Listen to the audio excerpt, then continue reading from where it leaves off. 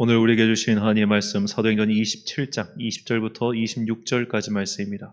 사도행전 27장 20절부터 26절까지의 말씀. 저와 함께 한 절씩 교독하시겠습니다. 여러 날 동안 해도 별도 보이지 아니하고 큰 풍랑이 그대로 있음에 구원의 여망마저 없어졌더라.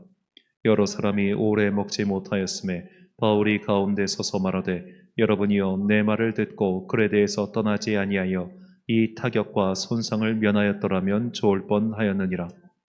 내가 너희에게 권하노니 이제는 안심하라. 너희 중 아무도 생명에는 아무런 손상이 없겠고 오직 배뿐이리라.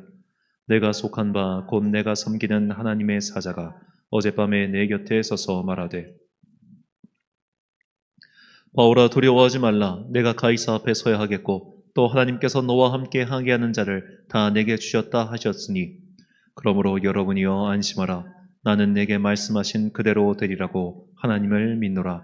함께 읽습니다. 그런즉 우리가 반드시 한 섬에 걸리리리 하더라. 아멘. 선지자의 기도 73번째 시간 호감에서 믿음으로 가는 기도란 제목으로 하나님의 말씀 선포하겠습니다. 기독교 역사에서 가장 중요한 사건 중 하나가 기원 후 313년 로마 제국의 황제였던 콘티나시누스 대제가 기독교를 공인한 밀라노 칙령이라고 할 수 있겠습니다. 그렇다면 콘티나시누스 대제는 갑자기 왜 이 그리스도교를 로마 제국의 이제 종교 중 하나로 공인을 시켜준 것일까요?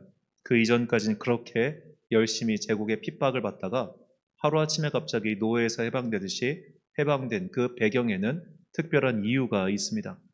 바로 콘티나티누스의 대제의 어머니였던 율리아 헬레나 아우구스타, 그녀가 바로 기독교인이었기 때문입니다.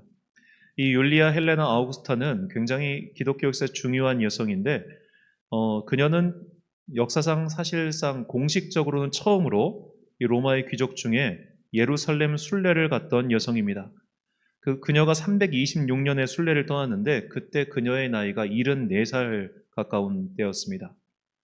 그 최초의 순례자라는 어떤 명함과 함께 그녀는 또 성인으로 시성이 되었죠. 자, 이렇게 그녀가 이 율리아 헬레나 같은 로마 제국에서 최고위층 귀족 인사 여성이 당시 기독교인이 된 것은 또 시대적 이유가 있습니다. 이 로마 제국의 귀족들에게 가장 중요한 것은 혈통을 잇는 것이었습니다. 그러니까 서로 피가 섞이지 않고 온전히 귀족의 혈통을 잇는 것이 그들에게 굉장히 중요한 과업이었어요. 그러니까 결혼을 하고 나서 각자 어떻게 보면 애인을 만들고 이런 것은 상관이 없었지만 그런 것은 그냥 약간 눈 가리고 아웅하는 식으로 넘어가 주는 건 있었지만 적어도 내 자녀만큼은 이 사람과 이 사람 사이에서 난 자녀여야 했어요. 근데 그 당시에 무슨 유전자 검사가 있는 것도 아니고 그러다 보니까 자녀를 출산한 이후에 아내가 다른 남자 만나고 이런 것은 상관이 없는데 출산하기 전까지는 얘는 내 씨여야 되는 거예요. 그래서 그 당시 이제 귀족 여성, 특히 이제 남성으로 하여금 이 대를 잇게 하는 그 어머니들에게 굉장히 중요한 과제는 새로 들일 며느리가 결혼하기 전에 딴 남자 있는 거 아니야? 이거를 되게 중요하게 생각했습니다. 왜냐하면 로마 역사에 실제로 결혼하기 전에 만나던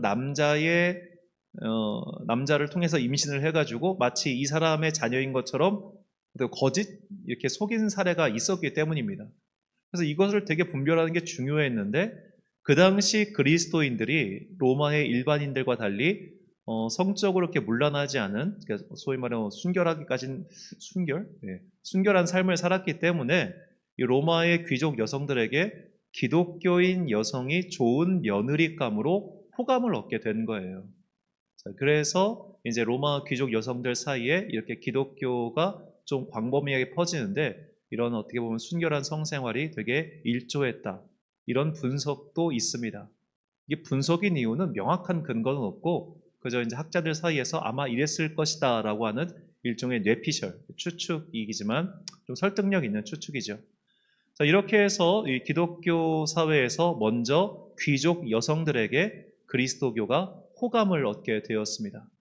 또한 로마 황제 일부를 제외하고는 기독교인들은 당시 대중들에게 상당히 호감이 있는 종교였어요. 왜냐하면 그들의 삶이 당시 사람들에게 굉장히 신선하고 또 좋게 보였기 때문입니다. 그러니까 이제 당국자들, 로마의 중앙의 당국자들에게는 이 기독교인들이 자꾸만 군역을 거부하고 또 종교세를 납부하지 않았기 때문에 좀 문제가 되긴 했지만 각 지방을 다스리고 있던 사람들에게는 평판도 좋고 사람들이 또 열심히 일하고 이러니까 그렇게 나쁜 인상이 아니라 오히려 호감 가는 집단, 공동체 정도로 여겼던 것이죠. 그렇기 때문에 이제 초대교회의 선교 역사에서 소위 말해 호감 가는 그리스도인, 좋은 삶을 사는 그리스도인, 이것은 굉장히 중요한 주제 중 하나였습니다. 이것은 우리나라 초기 개신교 선교 역사도 일맥상통하죠. 초기 이제 19세기 말에 개신교회가 우리나라에 전파되었을 때 여러 가지 삶의 변화가 즉각적으로 일어났습니다. 대표적인 것 중 하나가 노비 문서를 태우는 일이었습니다. 너와 나는 더 이상 하나님 안에서 형제 자매가 되었으니 신분의 구별은 의미 없다 해서 노비 문서를 태우는 일들이 많이 일어났습니다. 그런 것들이 이제 사회 하층민들 사이에서 기독교에 대한 굉장히 호감 있는 그런 것으로 변화되었죠. 이것이 이런 움직임이 가장 어떻게 보면 확실하게 드러났던 때가 바로 일제강점기였습니다.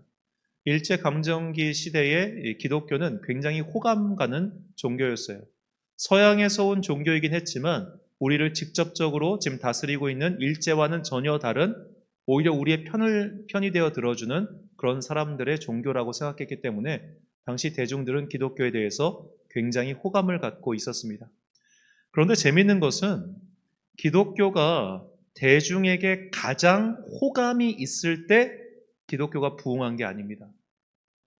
역사를 보면 호감도가 가장 높아졌을 때 교회가 부흥한 게 아니에요. 교회의 부흥은 사실 대중이 생각하는 호감도와는 별 상관이 없습니다. 이것에 대한 확실한 증거 중 하나가 현재 우리나라 가톨릭의 교세를 보면 알 수 있습니다. 우리나라 3대 종교가 이제 불교, 가톨릭, 이제 개신교회인데 이 중에 가장 호감 가는 종교를 뽑으라고 하면 대중들은 가톨릭 교회를 뽑습니다. 자, 그러면 이제 대중이 가톨릭 교회에 호감을 가진다고 해서 가톨릭 교회의 교세가 그만큼 성장하느냐 보면 그렇지가 않아요. 이게 외부에서 보는 가톨릭 교회의 성장과 내부에서 보는 가톨릭 교회의 성장 기준이 다릅니다. 외부 사람들, 그러니까 뭐 오늘날 이제 우리나라 설문조사를 하는 그런 기관 같은 데서는 당신은 어느 종교를 다닙니까? 성당 다닙니까? 이렇게 물어보면 네, 성당 다닙니다. 이렇게 체크하잖아요. 그걸로 종교 인구를 파악하는데 가톨릭 교회는 다른 걸로 종교 인구를 파악합니다. 바로 이 성당에 오는 사람 중에 지금 성사에 참여하는 사람이 몇 명이냐. 이게 그들에게 생각하는 성도의 기준이에요. 가톨릭에는 7대 성사라고 하는 것이 있는데 이제 뭐 사실 우리랑 거의 고해 성사를 빼고는 우리랑 다 똑같습니다. 세례 성사가 있고 견진 성사, 이건 우리의 입교식이고 성체 성사는 성찬식이고 그리고 이제 병자 성사, 이게 오늘날 사실 병문안이에요. 그리고 이제 목사 안수식과 같은 성품 성사, 그리고 혼인 성사가 있습니다. 그런데 이 중에 고해 성사가 되게 가톨릭에겐 중요합니다. 왜냐하면 가톨릭에서는 이 죄를 사하는 권세가 사제에게 있다고 믿기 때문입니다. 그러니까 사제에게 죄를 고백하고 사제가 죄의 용서를 선포해줘야 그가 지은 그 죄의 항목이 삭제되는 건데 우리나라 가톨릭 신자들이 고해 성사를 하는 비율은 그야말로 급전직하입니다. 급전직하. 쭉쭉 떨어지고 있어요. 그래서 가톨릭 내부의 가장 큰 고민은 세례를 받는 사람도 줄어들고 있고 견진 성사를 받는 사람도 줄어들고 있는데 가장 많이 줄어들고 있는 건 고해 성사를 하는 성도들 숫자라는 겁니다. 그러니까 대중이 가톨릭 교회에 호감을 갖고 있다고 해서 그들이 가톨릭 교회에 입교해서 가톨릭 교회의 신자가 돼서 이 성사를 믿음으로 받아들이고 하는 비율은 오히려 줄어들고 있다는 거예요. 대중의 호감도와 믿음의 성도가 되는 것은 사실 별 상관이 없습니다. 적나라하게 이야기하자면 우리가 교회에 대해 호감을 가지고 있고 또 그 교회에 속한 성도에게 내 개인적인 호감이 있어서 한 번쯤 혹은 두 번쯤 그의 손을 잡고 주일에 예배를 드리러 갈 수는 있습니다. 그러나 그가 예배를 드리러 한두 번 갔다고 해서 혹은 일정 기간 동안 교회를 다녔다고 해서 그가 그리스도인이라는 것은 당연히 아니지요. 그리스도인이 된다고 하는 것은 내가 예수 그리스도를 나의 구주로 영접하고 고백하는 것을 뜻합니다. 비록 내 몸이 지금 교회에 예배당에 앉아있다 하더라도 내가 나의 입술로 나의 의지로 주님을 나의 구주라 고백하지 않으면 그는 사실 교회에 다니는 교인일 수는 있겠지만 그리스도인이다라고 볼 수 없는 것이죠. 그렇기 때문에 우리가 기독교회가 너무 이 세상에 호감을 살려고 노력하지 않았으면 좋겠어요. 저는 그렇게 생각해요.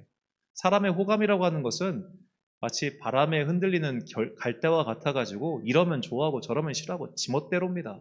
언제 그 비위 맞춰주고 있겠습니까? 우리가 이 땅을 살아가는 동안 이 땅 위에 부름받은 성도로서 올바르게 열심히 살아가야 되는 것은 당연하지만 억지로 사람의 호감을 사기 위해서 우리가 해야 할 바를 저버리는 그런 어리석은 행동을 해서는 안 되겠죠. 호감이 있다고 해서 그리스도인이 되는 것이 아니라 바로 하나님을 나의 구주로 영접하고 고백하는 이 과정이 있어야만 성도가 되는 겁니다.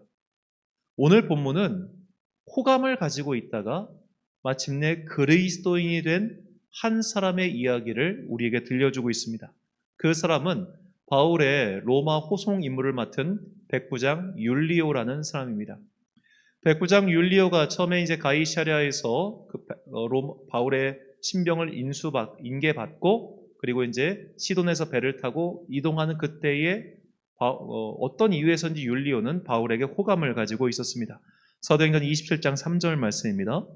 이튿날 시돈에 되니 율리오가 바울을 친절히 대하여 친구들에게 가서 대접받기를 허락하더니, 자, 이유는 우리가 알 수 없지만 율리오는 바울에게 상당히 많은 재량권, 자유권을 줍니다. 그래서 아직 미결수 신분이었고 이제 항소심을 기다리고 있었기 때문에 상당한 자유를, 재량권을 바울에게 부여해 줬죠.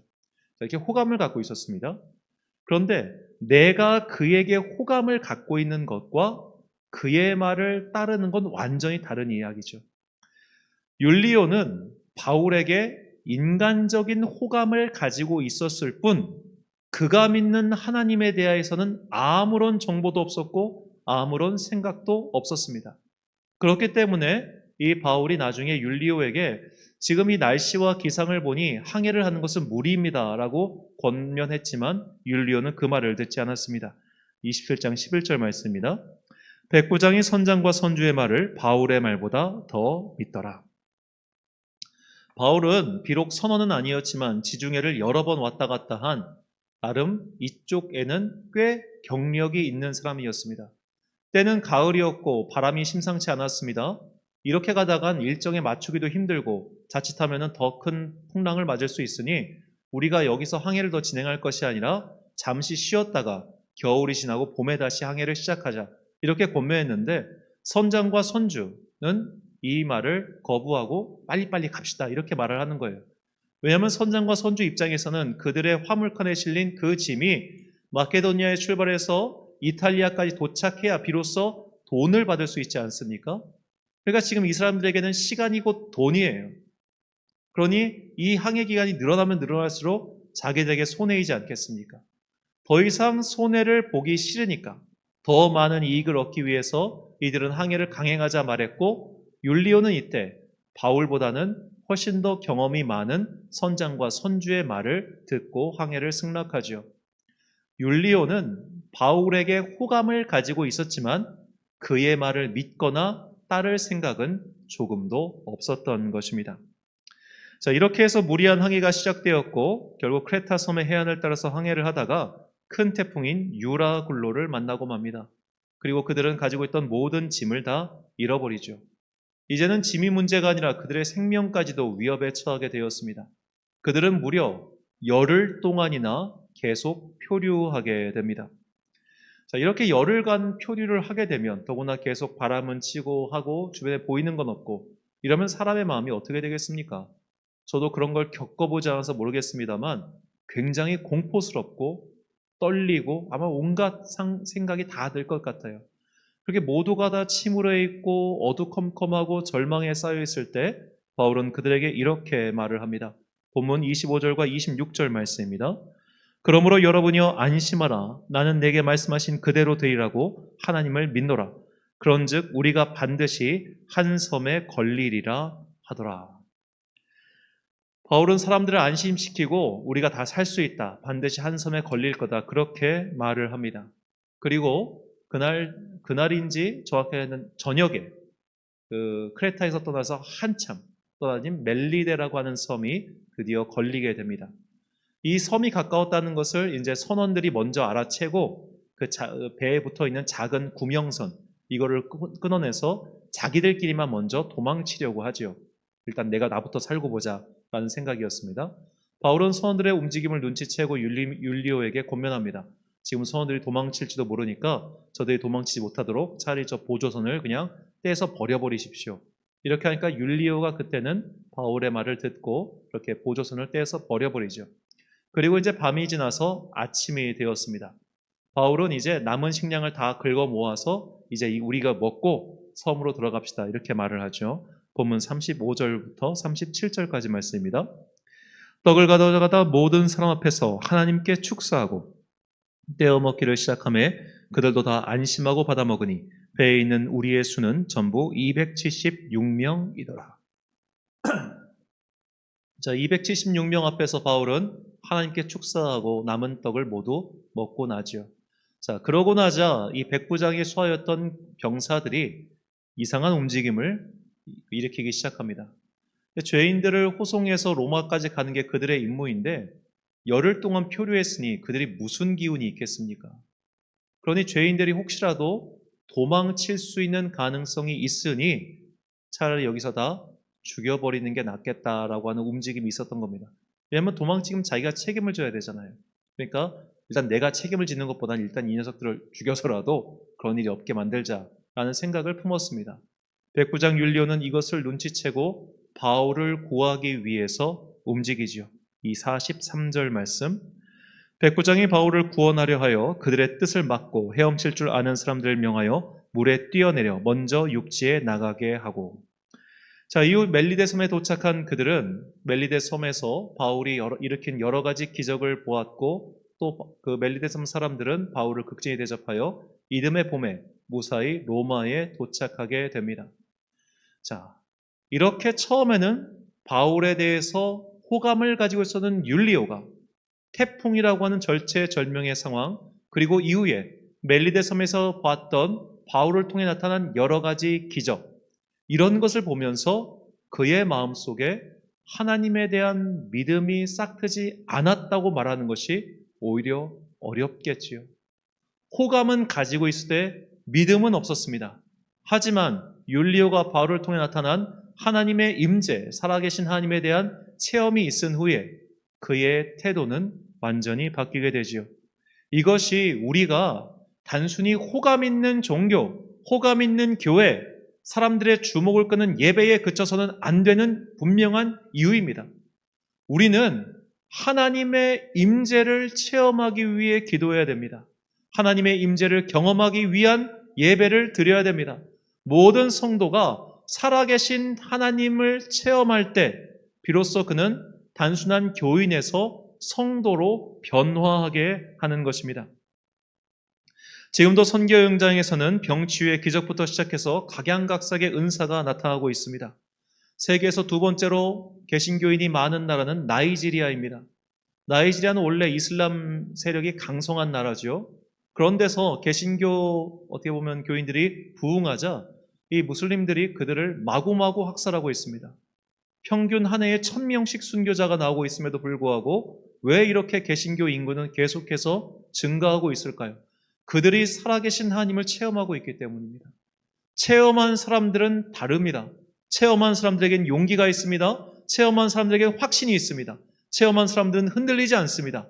그들은 총구 앞에서도 흔들리지 않는 확실할 그 하나님의 은혜를 체험했기 때문에 죽음조차도 두렵지 않은 믿음의 용사들이 된 것이죠. 단순한 교인들이라면 그런 일이 벌어지겠습니까? 한번 우리와 비교해 보십시오. 우리는 단순히 사실상 감기죠. 감기에 불과한 코로나가 터지자 쑥 빠져나가잖아요. 그런데 나이지리아 사람들은 무려 총구 앞에서, 위협 앞에서도 믿음을 버리지 않았습니다. 이 분명한 차이는 바로 체험에 있다고 말할 수 있겠죠. 우리는 하나님의 살아계심을 체험해야 됩니다.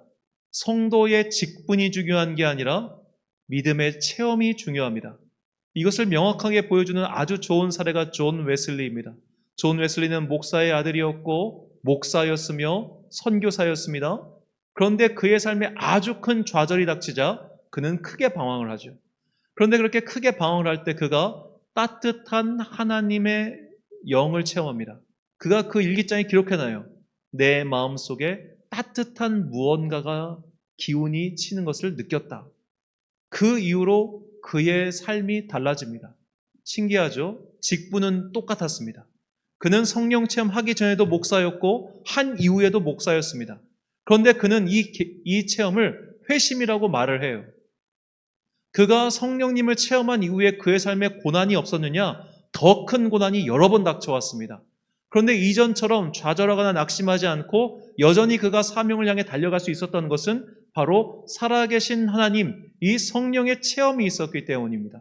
그래서 오늘날 성도에게 성령 체험이 참으로 중요합니다.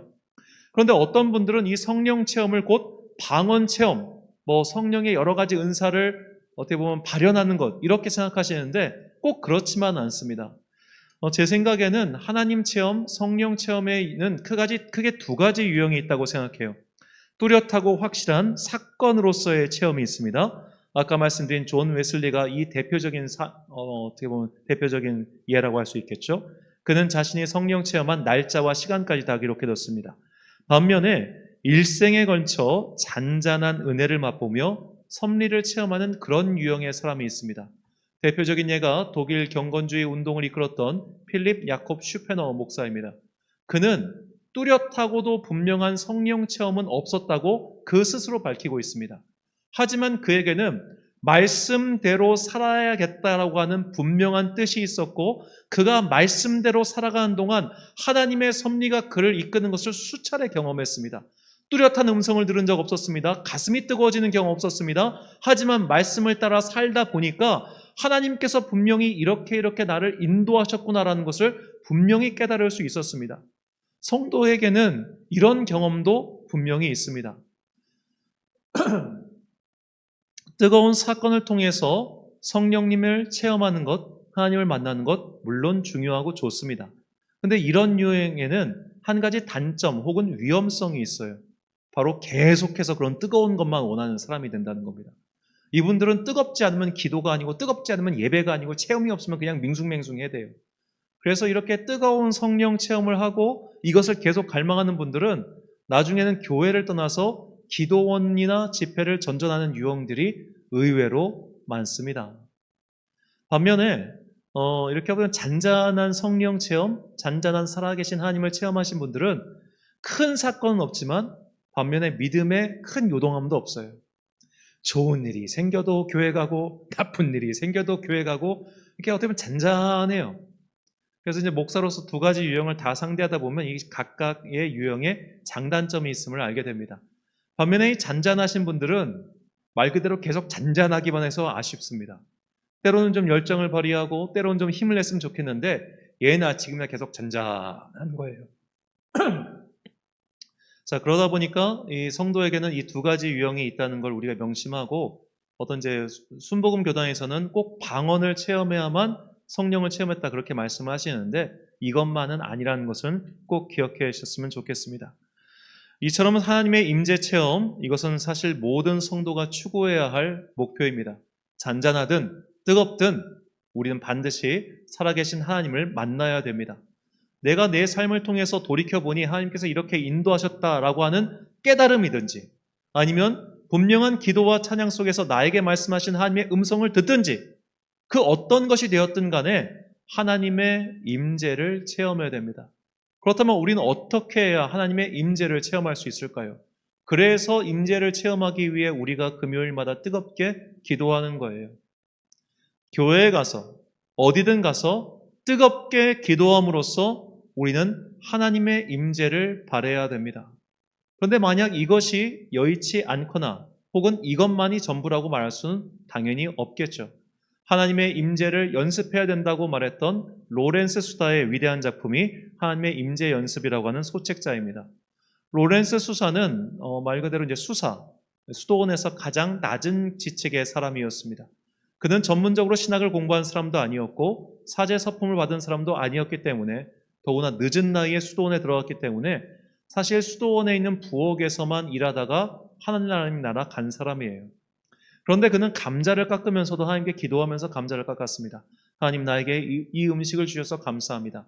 이 음식을 먹고 우리가 주님의 뜻 안에서 건강하게 하여 주옵소서. 모든 삶의 순간순간을 다 기도로 살았어요.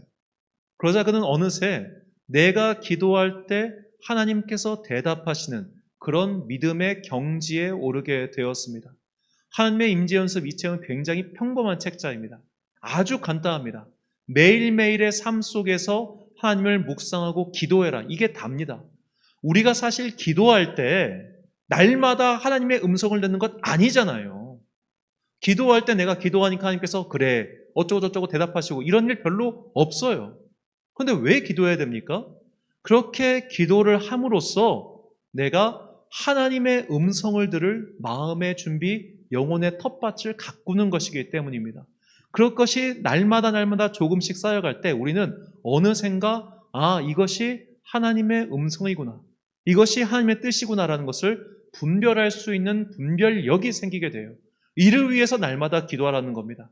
즉 우리가 일상을 살아갈 때 일상의 경건훈련, 날마다의 기도, 날마다의 말씀 생활 속에서 하나님 주여 내게 말씀하옵소서 주의 종이 듣겠나이다. 그 마음을 가지고 기도하고 찬양하고 말씀을 읽고 더 나아가 이제 금요일 저녁이든 어떤 수서든 간에 간절히 기도하는 이런 성도가 될 때 우리는 마침내 하나님의 살아계심을 뜨겁게 체험하고 확실하게 체험하는 주님의 성도가 될 수 있다는 것입니다.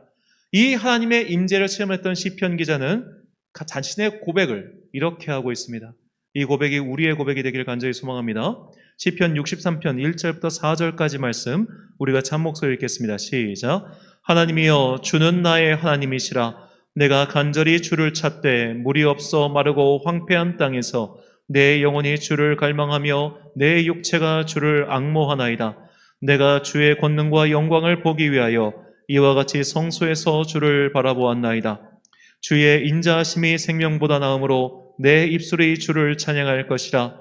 이러므로 나의 평생에 주를 송축하며 주의 이름으로 말미암아 나의 손을 들리이다. 아멘. 사랑하는 천안광성교회 성도 여러분, 그리고 이 기도에 함께 참여하고 계신 귀한 주님의 자녀 여러분, 호감이 있다 해서 그리스도인이 되는 것은 아닙니다.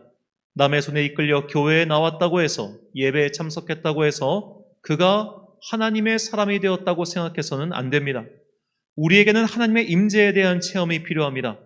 오랜 시간 걸쳐서 떼어놓을 수 없게 만드는 잔잔한 섭리의 체험이든 뜨겁게 불타오르는 확실한 체험이든 그 어떤 종류이든 우리에게 반드시 이것이 필요합니다. 그래서 우리에게는 날마다의 경건 훈련과 기도 생활과 지난 삶을 되돌아보는 묵상과 뜨거운 기도가 필요합니다. 이것은 한 번의 기도, 하루의 기도로 그쳐서는 안 됩니다. 평양 장대연교회에 임했던 성령님의 사건을 기억하십시오. 그 성령님의 임재는 사경회 첫날에 임한 것이 아니라 사경회가 다 끝나고 남아서 기도한 사람들을 통해서 임재했다는 것을 잊지 마십시오. 끝까지 포기하지 않고 기도하는 자는 반드시 주님을 만나게 될 것입니다. 하나님을 만나길 원하는 그 간절함을 담아 함께 찬양한 후에 기도하겠습니다. 주님을 보게 하소서 찬양한 후 함께 기도하겠습니다.